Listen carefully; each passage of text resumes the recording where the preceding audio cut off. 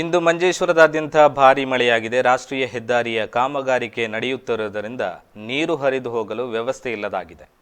ಇಂದು ಸುರಿದ ಮಳೆಯಿಂದಾಗಿ ರಸ್ತೆಯ ಇಕ್ಕಡೆಗಳಲ್ಲಿರುವ ಮನೆಗಳು ಜಲಾವೃತವಾಗಿದೆ. ವಾಹನ ಸಂಚಾರಕ್ಕೂ ತೊಡಕಾಗಿದೆ.